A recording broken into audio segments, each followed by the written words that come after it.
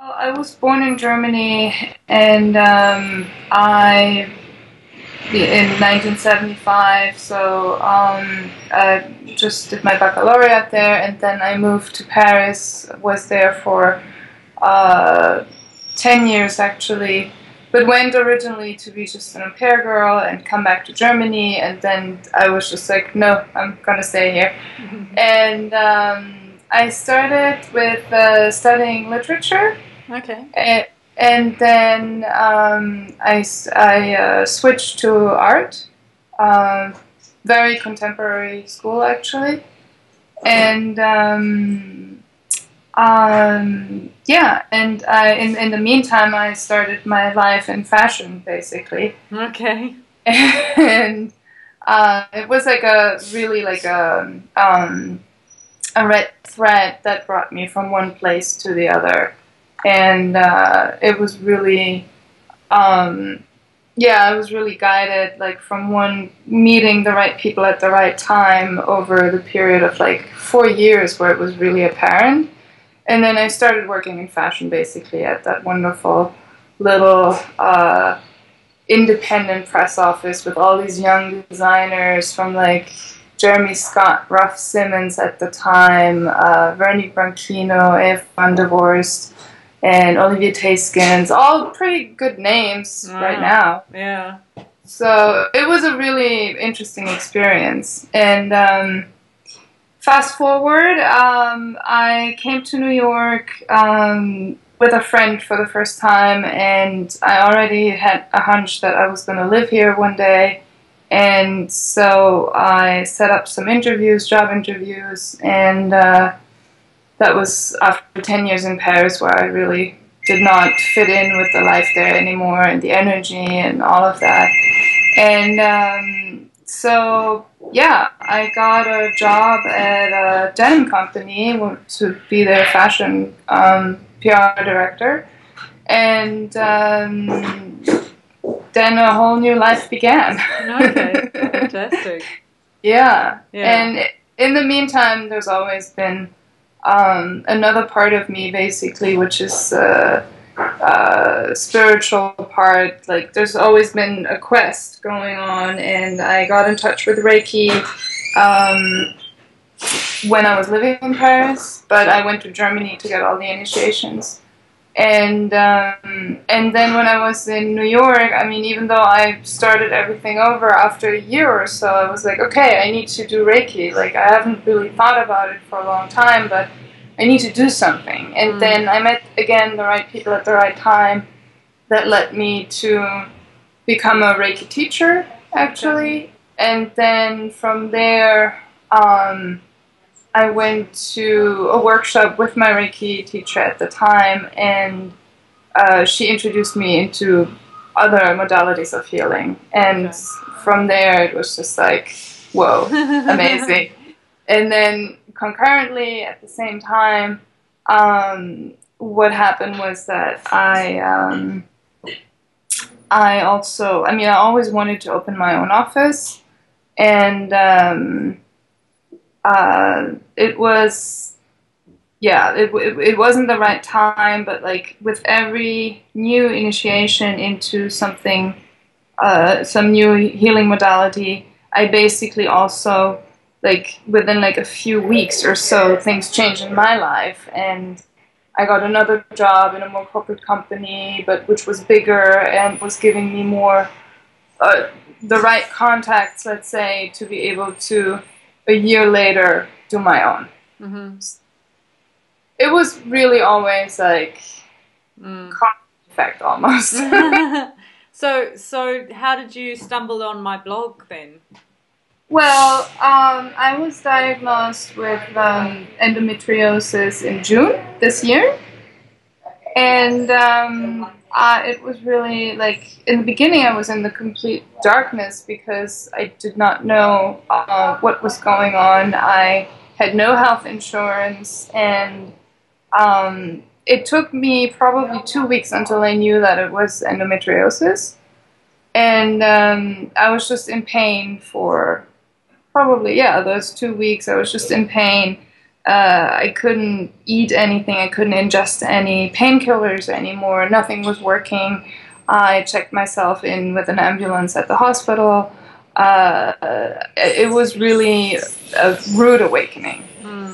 And when I stumbled on your blog, I mean, before that already, I was like, okay, well, there must be something. I've always been guided in my life. It cannot just be like that. This is like a punishment because I don't have health insurance.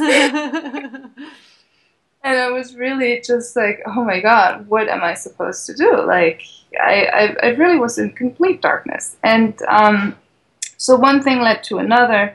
I got the radio basically, and they couldn't really figure it out. And then I finally saw my gynecologist like a week from there.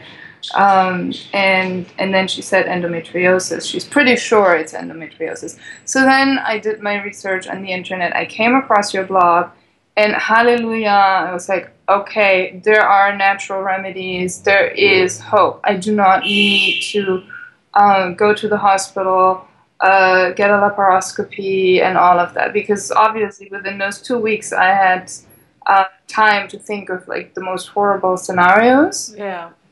Because I have big cysts basically, and the food allergies are terrible, and I didn't know that I had food allergies until I came onto your blog, and it was written, well, it's very typical for people who have endometriosis to have food allergies, and I was like, oh, that's why I can't eat. What sort of allergies did you have? What sort of things? Well, it all flared up in June, not really before. And right now I can only really eat veggies, fruit. I can eat nuts. I can eat rice a little bit, not too much. And I lost 26 pounds, I think, in the last few months. And in the end, it was a blessing. Like, it was really a blessing, because I was nourishing myself completely wrong with chips, chocolate, and no real diet. No diet. So it was a wake-up. Were you eating a lot of gluten and those sort of foods before, or? Yes. Yeah. Yes, of course, yeah. Yeah.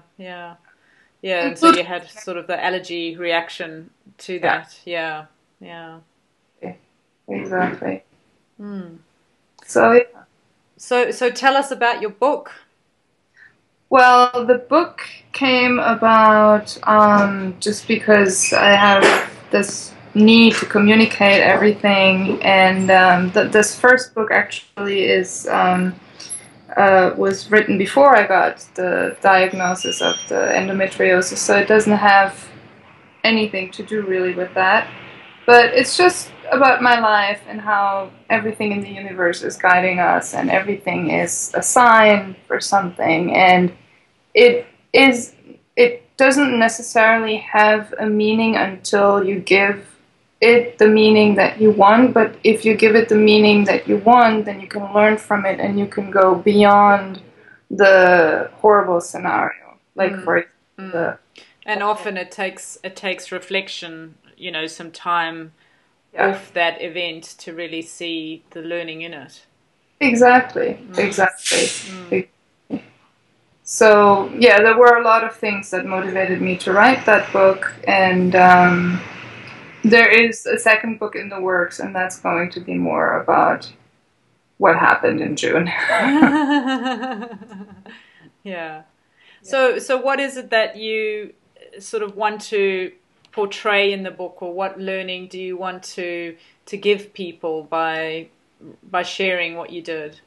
I think the main reason for the book is to say, look consciously around you. Everyone in your life is a teacher. Everyone has a message to give to you. Everyone is a mirror of some sort. If there is someone you really don't like, then maybe you should look closer and see that their behavior actually is just reflecting something that you're not in peace within yourself with. Yeah. It's very difficult to see that all the time, and But the main message of this book is unconditional love and forgiveness, because that's really the only thing that counts ultimately. Mm. And a lot of it is to do with love for yourself and recognizing your own limitations and, you know, moving past that. Yes, and forgiving yourself. I mean, it's forgiving yourself, forgiving everyone around you, and forgiving all the situations you've been put through, because on a higher level, you agreed to go through these lessons in order to learn, in order to grow, and really there's only opportunities. So you can be thankful for even the worst people around you or the worst situations and make the best out of it. And yeah, I mean. So when you got endometriosis, how did you sort of turn that into a positive in terms of that mindset? Well, it took a while to really understand all the different ingredients, so to say, of like what that entailed. Like it took me a month and a half, I think, to like really understand what was happening to my body, and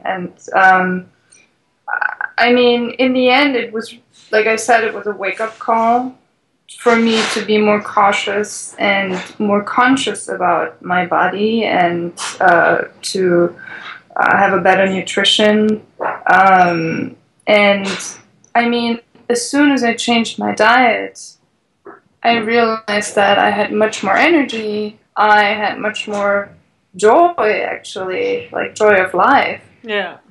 I was a totally different person. Now I'm a totally different person than a few months ago. It's just been really a blessing in disguise. Even in terms of your mindset, isn't it? That your whole outlook changes. You have more positivity and more energy because, you know, things seem possible. It's not all just, you know, doom and gloom and yeah.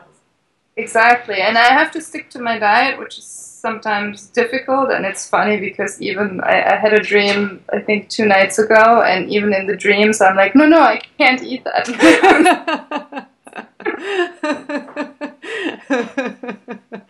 Yes. It's crept into your subconscious. Yeah. No, very good. Excellent.